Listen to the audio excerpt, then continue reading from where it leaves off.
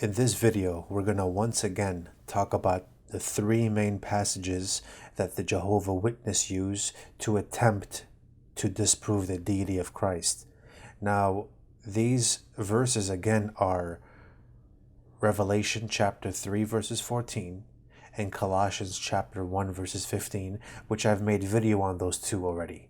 I will provide a link to them in the description below. The third one is what we're going to discuss today. Is Proverbs chapter 8 verses 22. Let me start off by reading that verse, and again I'm going to specifically be using their translation, the New World Translation. Proverbs 8:22. Jehovah produced me as the beginning of his way, the earliest of his achievements of long ago. Now, in this context, it's talking about wisdom. Jehovah produced wisdom as the beginning of his way.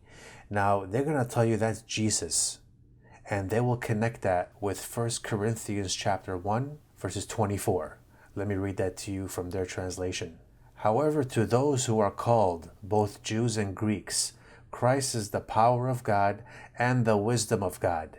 See, that's the connection they make. Paul is telling the Corinthians Jesus is the wisdom of God. Proverbs chapter 8:22, it states that wisdom was produced or created by Jehovah. That's their reasoning. What they'll also do to prove their point is quote the church fathers. Now, the church fathers, not all of them, some of them interpreted Proverbs 8:22, the wisdom of Jehovah, of God, of Yahweh, as Jesus Christ. Now, they can interpret it that way all they want, but there's not one Christian on this planet that will tell you that they are inspired the same way as the prophets were inspired to write the Old Testament and the disciples were inspired to write the New Testament. So I'm going to show you even if this is about Jesus, which I don't believe it to be, all it is wisdom literature, and the writer is just personifying wisdom. I'm going to show you that even if it was Jesus, wisdom is still not created in the context of Proverbs. Now, the first objection I'm going to show you is what you're going to need to ask them is in the same chapter, Proverbs 8, verses 12. Let me read that from their translation. I, wisdom, dwell together with shrewdness. I have found knowledge and thinking ability. Now, since you're telling me, Mr. or Ms. Jehovah's Witness, that wisdom is Jesus, in verse 12 it's saying that wisdom is dwelling with shrewdness. Please explain to me who is shrewdness. We're going to use their logic. Wisdom is a person? Okay, shrewdness must be a person. Tell me who this person is. Now, the next objection I have is the word produced in verse 22 of Proverbs 8. Jehovah produced me as the beginning of his way. Produced, that's a Hebrew word. It's pronounced qanah, Qanah, and it has a range of meanings. It would also mean to get, acquire, create, buy, possess, and birth. Now, we have to determine which definition fits the context. And all you need to do is read a couple of verses later, and it will be determined that birth is the proper definition for verse 22. Jehovah birthed me as the beginning of his way. And I'll show you that this is birth language and that the Jehovah's Witness are in agreement with me. Let me demonstrate that for you. Verse 24 is the main verse. When there were no deep waters, I was brought forth. When there were no springs overflowing with water. Before the mountains were set in place, before the hills, I was brought forth. That's the key phrase, brought forth. Now, I'm going to show you that I was brought forth is birth language, and the Jehovah's Witness are in agreement with me. Now, I'm going to show you in their application, which is called the JW Library. You can get this from the App Store, either Google Play or the iTunes App Store, and it's a great resource to use against them. You go down to Proverbs 8:24, and you'll notice where it says, I was brought forth. There's an asterisk next to it in verse 24. Click that asterisk, I'll give you a footnote. The footnote says, or brought forth as with labor pains. So that's what the writer of Proverbs is trying to tell you. Yahweh, Jehovah, brought wisdom as though it was in labor pains, giving birth to wisdom. Now we know that God doesn't give birth. It's just figurative language. So if Yahweh, Jehovah, quote unquote, gave birth to wisdom, then where did wisdom come from? It came from inside of him. And since God is eternal, wisdom would therefore have to be eternal. Let me show you from Proverbs itself that wisdom did come from God. Proverbs chapter 2, verses 6. For Jehovah himself gives wisdom. From his mouth came knowledge and discernment. That's where wisdom came from. It came from his mouth. It was inside of him. That's why in chapter 8, verses 22 through 25, we get birth language. If you want to tell me that wisdom is created, then you have to also tell me that it is a part of God that's created. Nonsense. That's blasphemy. Now, when did Jehovah bring out wisdom? Chapter 8, verses 24 through 26 tells us, when there were no deep waters, I was brought forth. When there were no springs overflowing with water, before the mountains were set in place, before the hills, I was brought forth. When he had not yet made the earth and its fields, or the first clods of earth's soil. This is talking about creation.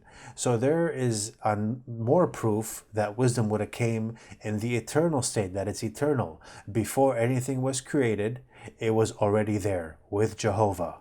Two things to remember. Wisdom comes from inside Jehovah. That's why you get birth language in chapter 8. And he brought it forth in eternity before anything was created. And even if they translated that word qana as create, in verse 22, Jehovah created me as the beginning of his way, it doesn't mean that at that point it came into existence. It doesn't apply that. Let me prove that to you. That when something is translated as create, it doesn't imply it didn't exist prior. Genesis chapter 4, verses 1. Now Adam had sexual relations with his wife Eve, and she became pregnant. When she gave birth to Cain, she said, I have produced a male child with the help of Jehovah. That word produced, guess what Hebrew word it is? The same as Proverbs 8:22, qana. So if they wanted to translate that as created also, that doesn't mean Cain came into existence when she gave birth to him. No, he was already inside of her stomach 9 months prior to her giving birth to him. That's why as Christians, we condemn abortion. So just like I said in the beginning of the video, even if they want to translate this as wisdom being Jesus, it still doesn't mean he's created. Wisdom came from inside Jehovah.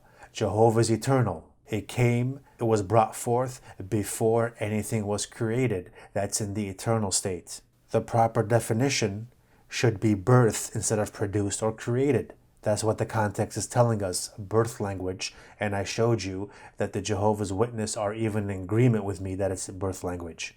Just because something is created does not always imply it didn't exist prior, like we've seen in an example of Genesis chapter 4, verses 1, with Eve giving birth to Cain.